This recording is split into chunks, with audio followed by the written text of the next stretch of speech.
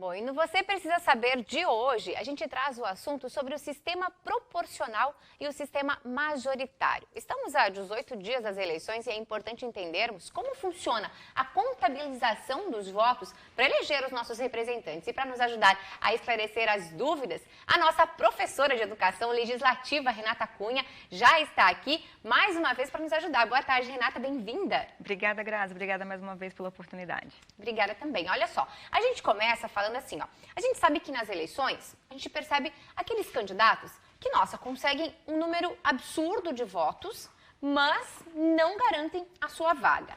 Por outro lado, tem aqueles candidatos que às vezes conseguem bem menos, mas bem menos mesmo, e mesmo assim conseguem entrar. Essa, inclusive, é uma dúvida que muitas pessoas aí de casa devem ter, né? Por que isso acontece, Renata?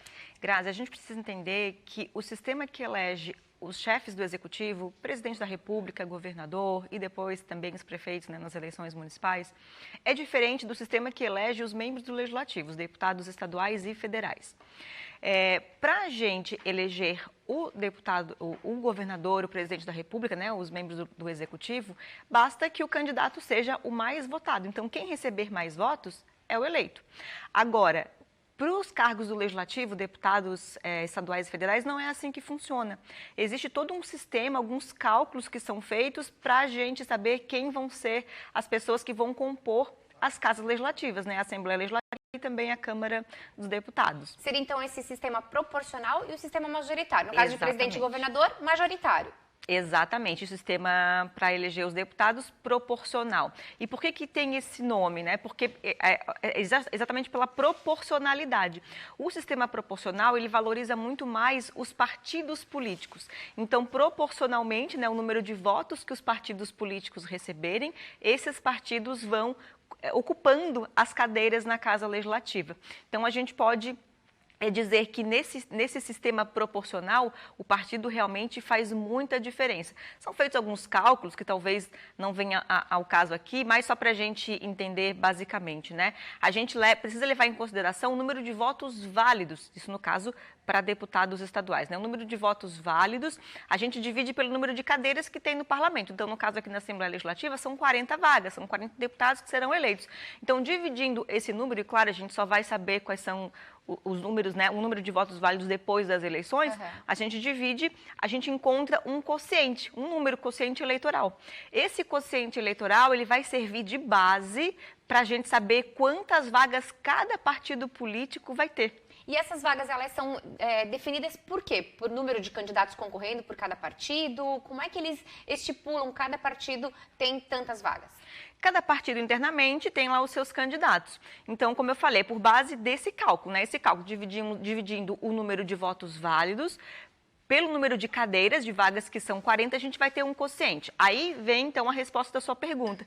Depois que a gente tiver esse quociente, a gente vai pegar todos os votos que cada partido fez e dividir por esse quociente. Então, a gente vai ter as médias, né, os números que o número de vagas, né, que cada partido vai ter e assim vai compondo a Assembleia Legislativa. Por isso que aquele partido que consegue fazer o maior número de votos, que acaba tendo, claro, tem muitos partidos que acabam tendo vários candidatos, então soma-se todos esses votos e aí é que vem essa questão de divisão pelo partido. Exatamente, Grazi. E o que é importante a gente reforçar? Que, apesar de a gente pensar sempre no candidato em si, a gente às vezes tem um amigo, um conhecido, um parente que a gente sabe que tem competência para assumir esse cargo, mas o mais importante vai ser o voto no partido político, porque é isso que esse sistema prioriza, né? Então, assim, a gente precisa pensar primeiro no partido e depois no candidato, porque justamente por essa complexidade desse sistema, às vezes a gente acaba elegendo pessoas que foram um pouco votadas, como você mesma falou. Então, de repente, um candidato que teve uma votação super expressiva, mas o partido dele não alcançou esse mínimo de votos, né, esse quociente eleitoral, ele não vai ser eleito. Enquanto que um outro candidato não fez uma votação muito expressiva, mas o partido dele, juntando a votação de todos os seus candidatos, conseguiu alcançar o quociente 2, 3, 4 vezes esse quociente, ele vai ter 2, 3, 4 vezes o número de vagas lá na Assembleia e aí sim dentro desse número de vagas, os mais votados do partido é que vão se eleger.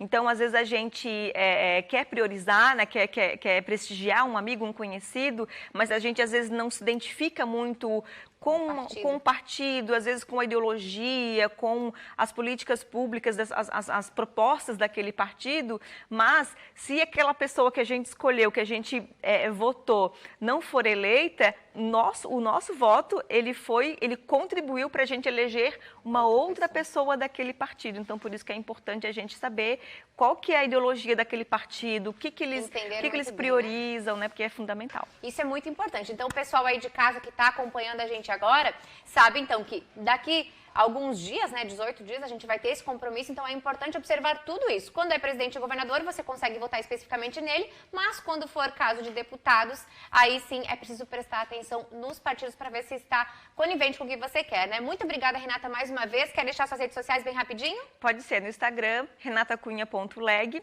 A gente fala bastante sobre o poder legislativo, política e assuntos relacionados. E no YouTube, meu canal, O Novo Legislativo. Muito bem, muito obrigada. Então, você precisa saber, fica por aqui. Obrigada, Gabi.